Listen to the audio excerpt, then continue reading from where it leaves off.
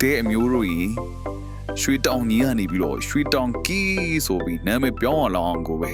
အမာကြီးရတော့မှန်နေပြီဗျို့နေကုန်ကြီးကိုမှန်တာဗျို့ခွန်305နေကုန်အမာကြီးပေးလိုက်တာနှစ်ကြီး94ညနေ9တက်ဆိုပြီးတော့ကိုပဲ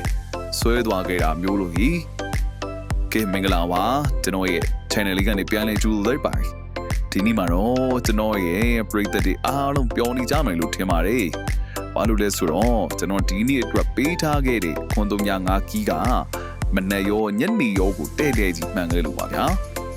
မနက်ပိုင်းမှာ94ဆိုပြီးတော့ကီး9ခစ်သွားခဲ့တယ်ညနေပိုင်းမှာလည်း9တက်ဆိုပြီးတော့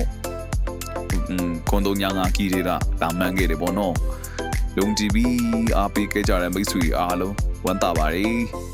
ကူလည်းပဲမနေ့ဖြန်အတွက်အပန်းတွက်ချက်ထားတဲ့အမားကြီးကိုကျွန်တော်ထပ်ပြီးတော့ညှောက်ပြီးချင်ပါတယ်မနေ့ဖြန်အတွက်ကျွန်တော်ရဲ့မူအရာထွက်ထားတဲ့အကောင်းဆုံးအမားကြီး3လုံးကိုပြောပြပါမယ်အဲ့ဒီအမားကြီး3လုံးကတော့4 9 5ဒီတော့ကမနစ်ဖြန်တနေ့တာလုံးအတွက်တကယ်ကိုပဲအားကောင်းတဲ့ကီးဖြစ်ပါတယ်။မိမိတို့ကြိုက်နေတဲ့တဲ့ကဏ္ဍတွေနဲ့တွဲဖက်ပြီးတော့လည်းကစားနိုင်တယ်လို့ကျွန်တော်ရဲ့အတွေ့အကြုံရကတော့ဒီကီးတွေက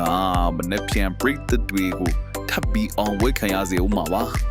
။ကစားတဲ့ကမှလည်းအမြဲတမ်းတတိလေးနေတော့စင်ကျင်ပြီးကစားကြဖို့တိုက်တွန်းချင်ပါတယ်။ကျွန်တော်ရဲ့ comment တွေကိုကြိုက်နေတဲ့ဆိုရင်ကျွန်တော်ရဲ့ channel လေးကို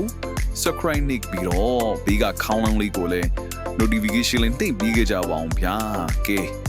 မနေ့မှလည်းပဲအားလုံးကန်အောင်ကြပါစေနောက်ကဗီဒီယိုတွေမှာလည်းပဲကျွန်တော်တို့ကန်တွေ့ကြပါမယ်ကျွန်တော်အမျိုးတွေအားလုံးငွေကြီးစင်ပြေပြီးတော့ငွေတော့ချစ်တီးပိုင်နိုင်ကြပါစေဗျာ